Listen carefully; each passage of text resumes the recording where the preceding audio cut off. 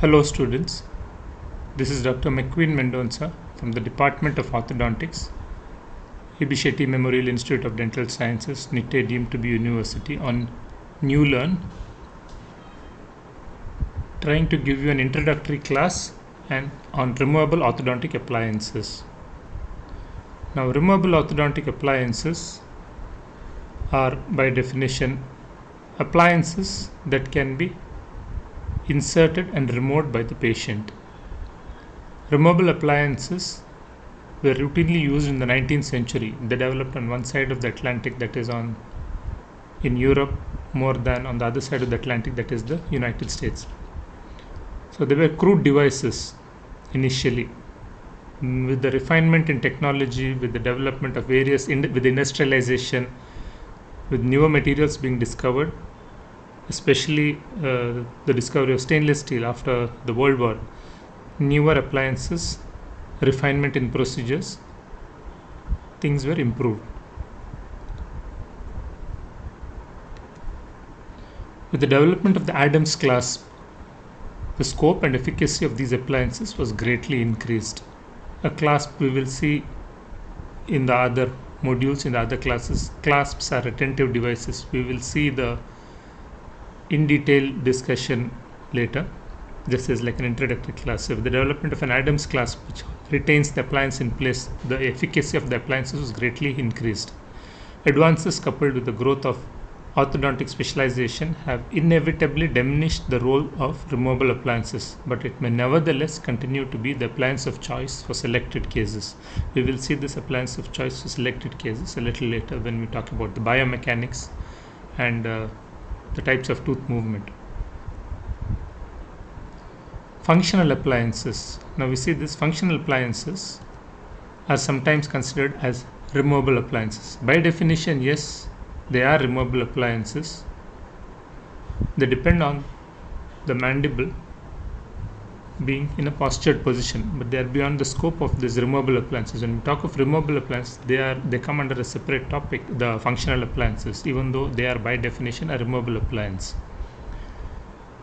Even from an exam perspective, when you get questions, you will get either a question on removable appliances or a question on myofunctional appliances, but they just added it to give you an idea that they are removable appliances per se. Now the general practitioner can, with suitable training, use removable appliances successfully to deal with simpler cases, but the specialist will still find their use invaluable. Spontaneous tooth movement. This is a concept.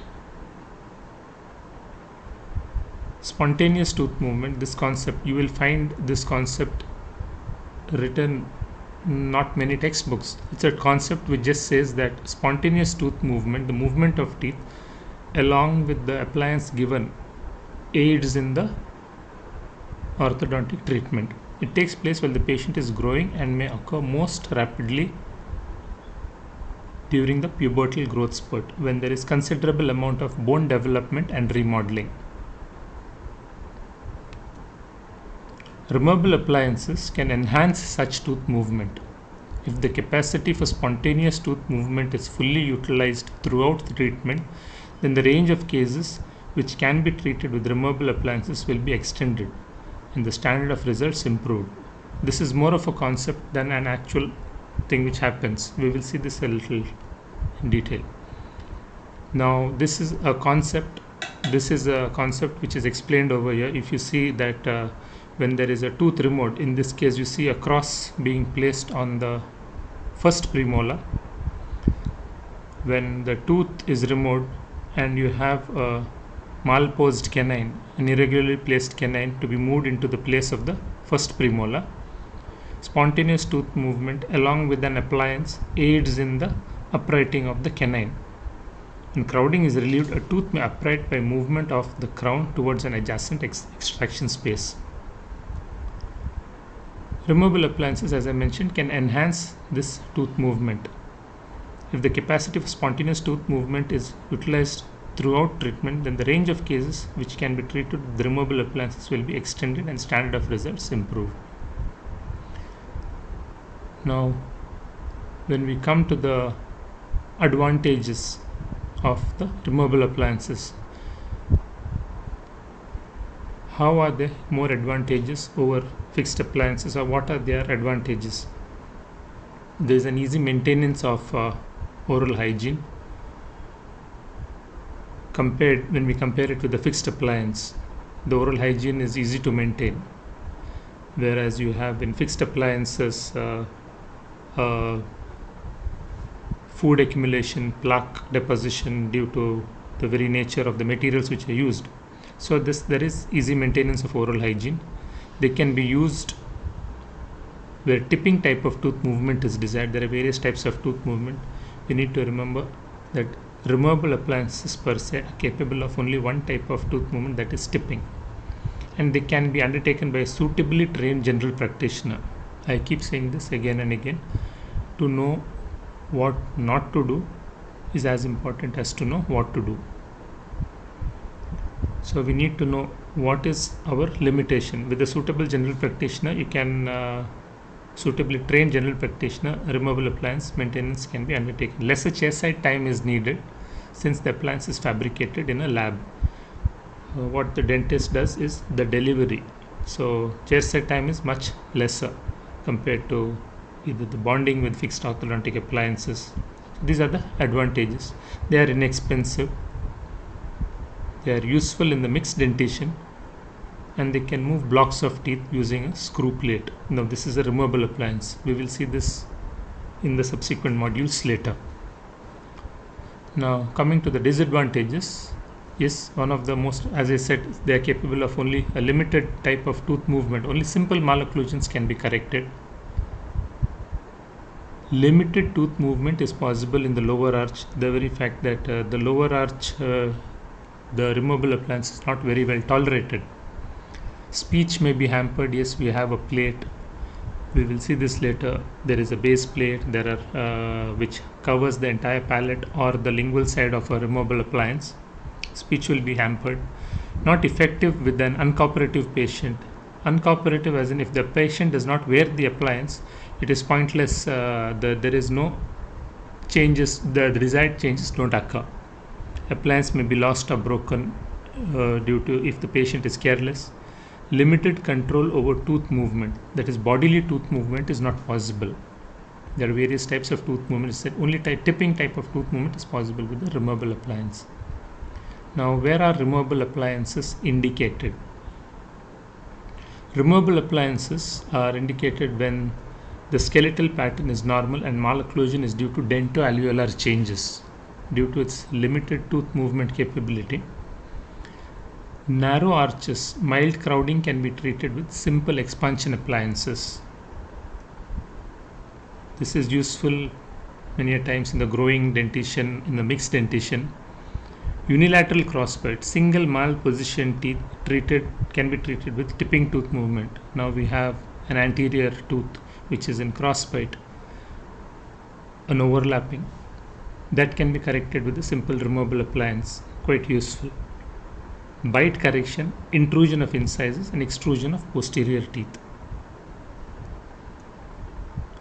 To maintain the corrected positions of teeth, this is more used as a retention device, a retainer, and to prevent and intercept the effects of abnormal habits. The contraindications: when there is an increased skeletal discrepancy in severe class 2 or class 3 cases, presence of apical malpositions, severe or multiple rotations. Rotations require a 2-point contact. When bodily tooth movements are needed.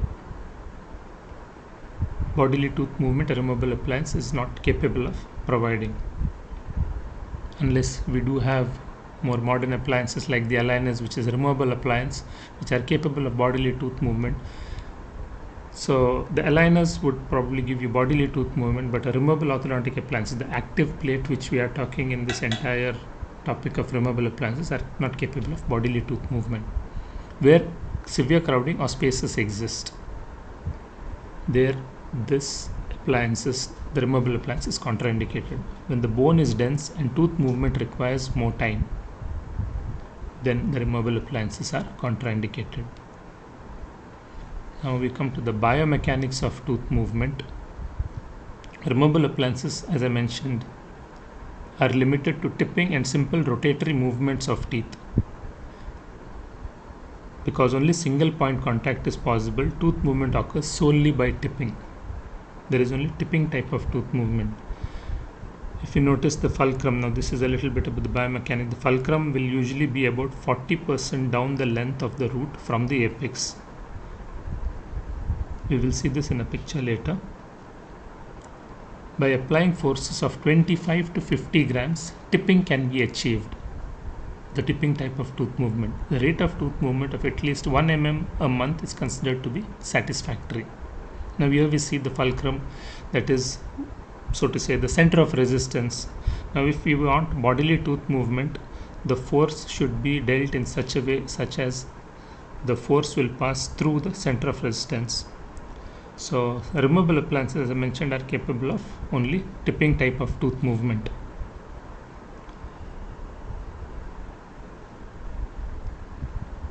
Now this is another concept when you come to the biomechanics of tooth movement. Intrusion. When a bite plane is incorporated in an appliance, an intrusive force is applied to the teeth which contact it. The amount of true intrusion is small, and overbite reduction is largely the result of eruption of posterior teeth. We will see this in the next picture. Now we see this picture, the first picture, wherein we see, if this is a cross section of a removable appliance which incorporates a bite plate. This is to give you an idea. As I said, this is an introduction to removable appliance classes. Now what a bite plate will do. A plate is placed in the mouth, a removable appliance which incorporates a bite plate. What happens? What type of correction we achieve with a removable bite plate? Now the plate, when it's placed in the palate, it contacts the incisal edges of the lower anterior teeth. When the plate contacts the lingual side of the upper anterior teeth and the incisal edges of the lower anterior teeth, there is a, you notice these arrows, there is a disocclusion of the molars. The posterior teeth go into an open bite. Now because there is an extrusion, and assuming that the removable appliance, the bite plate, anterior bite plate, is worn regularly, these corresponding teeth, we know in oral pathology that teeth have a tendency to move throughout life. They come searching for the opposite tooth, and these teeth will supra-erupt. And when these teeth supra-erupt, a deep bite which is in the anterior region gets corrected. So a deep bite gets corrected not because of intrusion of the anterior teeth, but because of extrusion of the posterior teeth. This is known as relative correction. It is not absolute intrusion correction, it is a relative intrusion. The deep bite is corrected not by intrusion of the anterior teeth, but by extrusion of the posterior teeth. Rotations. Now I mentioned earlier, rotations generally require a 2-point contact on the crown of the teeth. Removable appliances generally have a 1-point contact. Now this is possible to a limited extent when we give, for example, when we see the appliances later, we will know a labial bow on the labial side, a labial bow, and a finger spring on the lingual side. So you can to a certain degree attain a 2-point contact, but there is no control. So rotations are possible to a very limited extent with the removable appliance. With an upper central incisor, it may be possible to correct a rotation with the, as I mentioned, yes, a couple between a labial bow and a palatal spring at the base plate, but this requires careful management. Lower arch treatment, generally you will see when you do your appliances in the class, they are most tolerated, they are generally limited uses for the lower arch. You do most of your treatments, most of your appliances, preclinical appliances in the upper arch. Why? Because the patients find that the bulk is unsatisfactory. With conventional clasping techniques, the retention is less satisfactory, and this contributes to a dislike of the patient of the appliance. The considerably reduced area for active components means that it is not possible to construct springs with a sufficiently long range of action. When you come to case selection, we need to see the age of the patient, the dental factors, and the skeletal factors. This is very important for case selection for removable appliance. Age of the patient, the dental factors, and the skeletal factors. Thank you.